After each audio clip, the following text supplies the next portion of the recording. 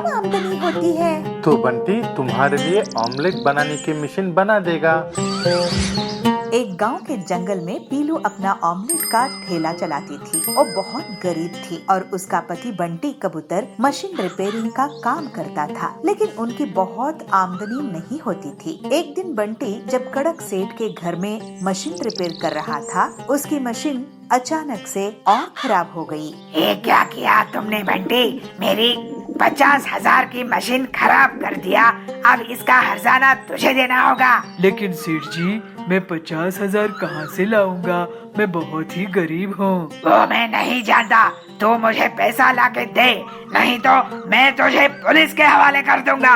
ऐसे ही उदास मन से बंटी अपने घर आता है और पूरी बात पीलू से कहता है। तो पीलू कहती है, ये तो हमारे घर बहुत बड़ी मुसीबत आ गई है।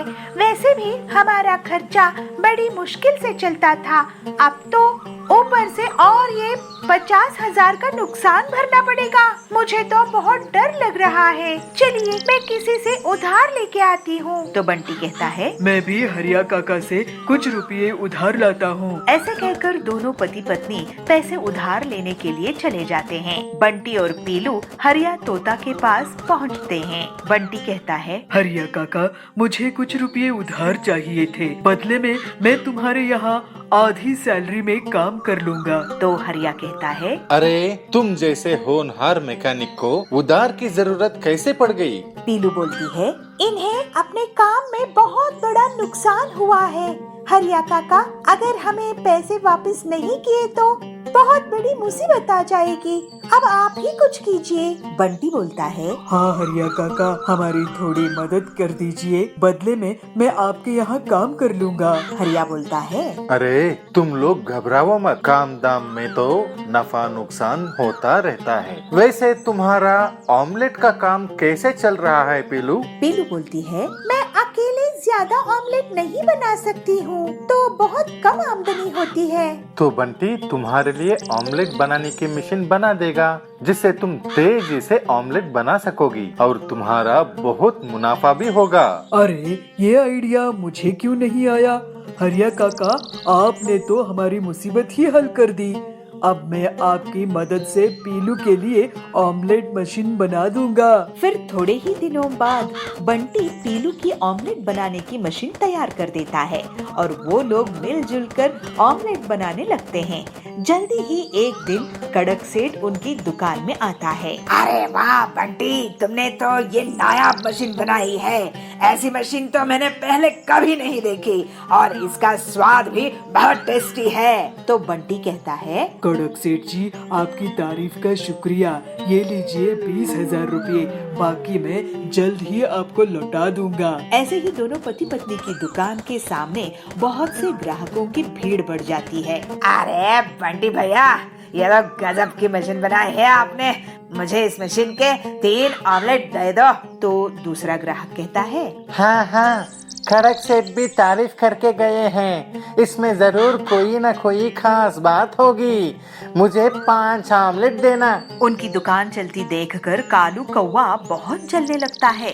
पीलू की दुकान के सामने उसकी अंडा पाव की दुकान थी। वो पीलू और बंटी की दुकान की भीड़ देखकर सोचता है, इनकी दुकान तो अब जोर शोर से चलने लगी है। मुझे इसकी काट निकालनी पड़ेगी, नहीं तो ये लोग मेरी दुकान बंद करवा देंगे। ये मशीन मैं चोरी कर लूंगा, उसके बाद ये लोग कड़क सेठ का उधार भी नहीं चुका पाएंगे। फिर तो इन्हें जंगल ही छोड़कर जाना पड़ेगा। कालू उसी रात को पीलू और बंटी के घर जाता है और खिड़की से चुपचाप झांक कर देखता है।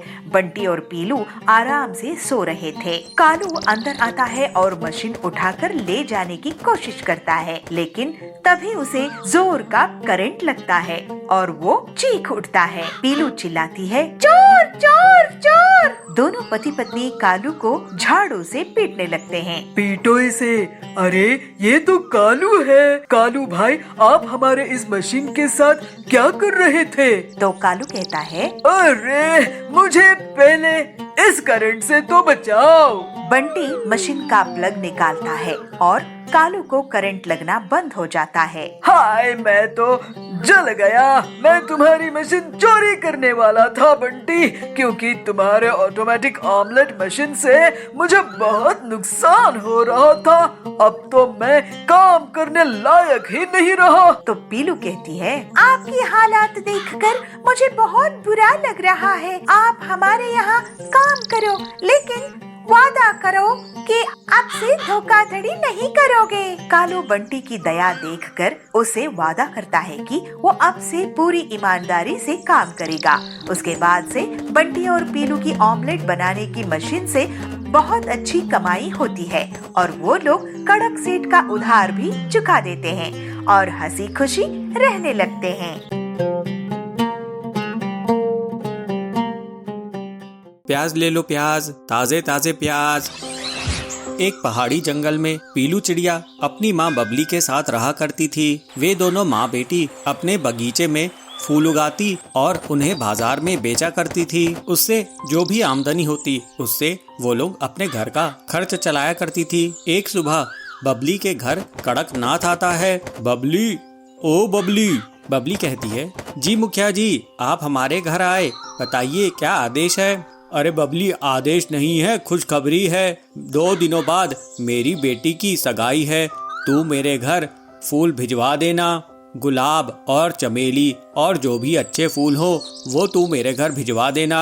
बबली कहती है, ये तो बहुत अच्छी खुशखबरी की बात है मुखिया जी, लेकिन कुछ पैसे आप एडवांस दे देते। इस पर कड़कनाथ गुस्सा हो जाता है और बबली को धमकी देता है। एडवांस? किस बात का एडवांस? तू भूल गई क्या? मैं यहाँ का मुखिया हूँ। अगर मैं अपने में आ जाऊं तो तेरी दुकान बंद करवा दूंगा। मेरे हिसाब किताब में तेरे बहुत पैसे रुके हुए हैं। बबली कहती है, गलती हो गई मुखिया जी, मुझे माफ कर दीजिए। इस तरह से मुखिया धमकी देकर वहाँ से चला जाता है। पीलू अपनी माँ से कहती है, ये क्या माँ, आप उस मुखिया से क्यों डर गई? हम अपनी मेहनत के ही पैसे उससे मांग रहे थे, ऊपर से वो हमें धमका कर चला गया। जाने दे बेटी, तेरे पिताजी ने इससे कभी उधार लिए थे, हम उस उधार को अभी तक चुका नहीं पाए हैं। बल्कि मैं तो सोच रही हूँ इसके ऑर्डर के बाद मैं फूलों का धंधा ही बंद कर दूं। पीलू कहती है, लेकिन माँ, अगर हम फूल नहीं उगाएंगे और उसे नहीं बेचेंगे तो घर कैसे चलेगा? बबली, तो क्या करूँ बेटी, मुझे तो कोई दूसरा उपाय भी नहीं सूझ रहा है। चल इन बातों को छोड़, चल अब चलकर फूलों को तोड़ते हैं और बाजार में बेचने के लिए चलते हैं। दोनों माँ बेटी अपनी मेहनत से फूल उगाती थी और बाजार में बेचकर आती थी। इस तरह से कुछ दिन बीत जाते हैं। ऐसे ही एक दिन हरिया काका बबली की दुकान पर आते हैं और कहते हैं, बबली, तुम्हारा आजकल फूलों का व्यापार कैसा चल रहा है? लोग बाग खरीदारी कर रहे हैं कि नहीं? ये देखो, मैं फूलों की नई प्रजाति के बीज लेकर आया हूँ। इनकी खुशबू बहुत अच्छी होती है। इन बीजों को अपने बगीचे में एक बार डाल के तो देखो। ये फूल अगर तुम बेचने लगोगी तो तुम्हारी आमदनी दोगुनी हो जाएगी। एक बार इन्हें लगा कर देखो। लेकिन हाँ, ये बीज थोड़े महंगे जरूर हैं। बबली, नहीं हरिया काका, मैं ये बीज नहीं लगा पाऊंगी। अब तो मेरा फूलों के व्यापार से मन ही उड़ गया है। क्या आपके पास सब्जियों के बीज हैं? हाँ, मेरे पास सब्जियों के भी बीज हैं। ये देखो, आलू, प्याज, बैंगन, भिंडी, करेला। तुम्हें क्या चाहिए ये बताओ। पीलू कहती है, काका, आप हमें प्याज के बीज दे दीजिए, हम प्याज की खेती किया करेंगे। ये ले पीलू, ये हैं प्याज के बीज। ये नए किस्म के हैं, इसमें बहुत जल्दी प्याज उगाते हैं। फिर पीलू के कहने पर बबली प्याज के बीज खरीद लेती है। अपने बगीचे में बबली पीलू से कहती है, बेटी, तूने प्याज के बीज लेकर बहुत अच्छा करी, क्योंकि ये हर सीजन में हर कोई खाता ही है। पीलू कहती है, हाँ माँ, प्याज सेहत के लिए भी अच्छा होता है।